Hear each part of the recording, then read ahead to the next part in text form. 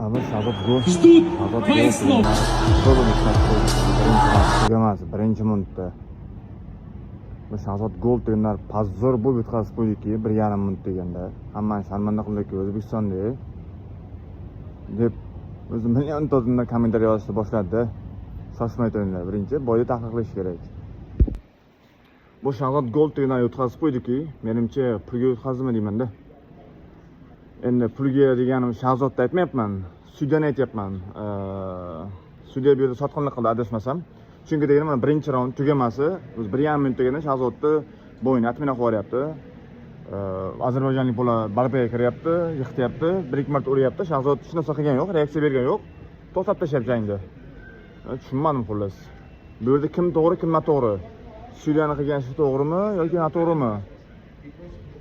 Menimcha 1,5 minut u udari bilan u Shahzod golni o'ldirib qo'ymasdi. 1,5 minut chidab beradi, turib ikkinchi raundda qoqardi.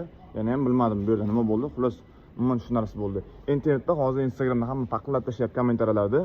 Что ozarbayjonlik bola so'z bergan ekan, 3 raund stoykada urushaman deb, keyin barbaga kiritdi, nohaqlik qildi, deyapti. Endi vashemda setganicha kirildimi, bo'yda barba bo'ladimi, boshqa bo'ladimi, o'zi urishish kerak, tamom yutish kerak raqibni.